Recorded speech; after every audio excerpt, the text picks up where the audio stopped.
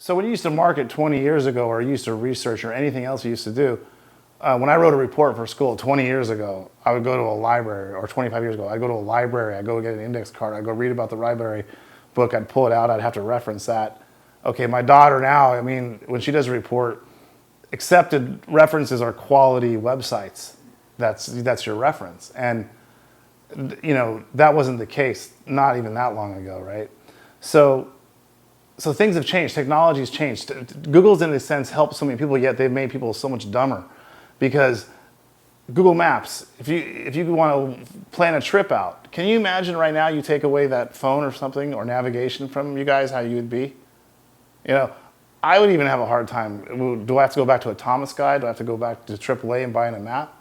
I mean, you take that away, who can find out where they're going without that? I don't know. Spell check, all these kind of things. So it's a luxury of having all this data and technology, but it's also one of those things that you lose some of your essential functions, and that's something that I help bring back to life in a lot of sense. As far as we get what people are looking for, we have to figure that out, and then we make it available for them the right thing. And so that's really what's key. I mean, they might not know about your company, but a lot of people that used to go there might know about it. Or if I say it's an old restaurant, you never had to advertise because your food's so good and you had word of mouth. But maybe your restaurant's been around 3 generations, and that all those people, maybe they're getting older and they might not come back. They're having issues.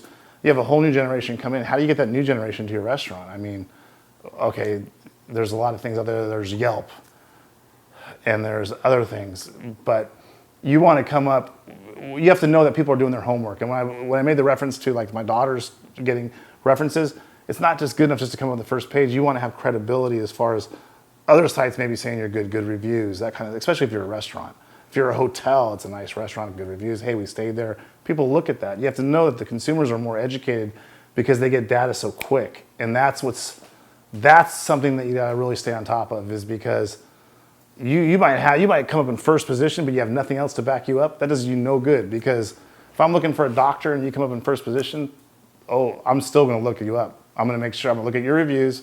I'm gonna see how you did. I'm gonna look at what patients wrote about you. And I'm not alone in this, trust me. Everyone does this because they have a lot of time on their hands. They're always doing this. They go to dinner table, they're doing this. Everyone's doing this. And they're looking at stuff like that. They're not all on Facebook. So, yeah. One problem I run into, and you're gonna find this hard to believe, is sometimes people don't believe that I'm really like a computer guy, which is odd because I think I fit the role, but some people don't think so. So how did I get started in this kind of field? Well, I mentioned a lot of it on other interviews, as far as I just started doing it more as a playing around, joking on Google, because it was new in the Bay Area, new company with Yahoo and these other guys, and so it was like that. But I was a Division I wrestler. I've done a lot of martial arts my whole life. I wrestled all through college, did professional fighting. I've trained some of the best athletes, top fighters in the world. So I'm kind of a little competitive in that way. And the first job I ever had really as doing a website marketing that was almost 100% all that was, I came up with with other partners, came up with the first MMA social network.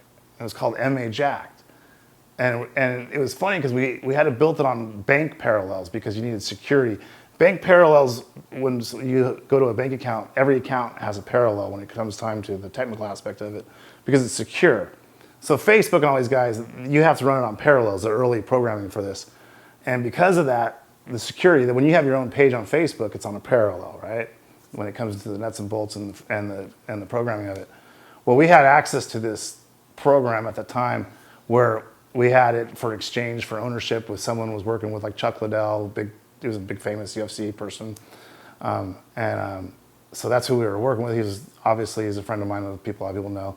And he said, hey, talk to these guys, Chris, what do you think about it? And we were kind of all talking about it.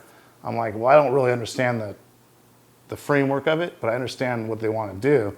And that was to get all the MMA fans, all the MMA fighters on this social network where you could just kind of text, or at that time, send an email to Jake Shields or Gilbert Melendez or Randy Couture, you know, and it's kind of, even though you might not like this other fighter as far as, or any of the fighters, but you like one of them, you go to the social network so you can have access to it to make it more sociable. Just like people are on Twitter and Facebook because they follow someone because they can see what that person's supposedly doing, even though I ran Chuck's social, you were talking to me, not Chuck, and that happens sometimes, you guys. I hate to disappoint you. You're not really talking to whoever you think you're following on Twitter. It's just the truth. Sorry. I didn't want to be the one to break it to you, but I am. So anyways, a little tangent, but that's really how I got started. Did that, very successful. Chuck's popularity was going up, and we had a contract issue with Walmart where something we launched it and we didn't know about exclusivity. So the whole website kind of funneled away, long story. But anyways, that was my first real experience because you're dealing with programmers, you're dealing with people that had an interest in the website, fans, fighters, and bringing them all together. And that was really the first main job. It was very successful. I mean, the popularity has shot through the roof, and it was unfortunate it didn't continue. But so from that, I met a lot of people, and they would want me to come on board for their other projects. And I just kind of transitioned into it from there, which was that. I ended up I ran Randy Couture's product line for supplements, natural supplements, and was the marketing director for him for almost a year. So a lot of professional athletes, and then through the people you meet, just took off to other companies and stuff like that. So. Awesome. What do you think? Verbose, but good.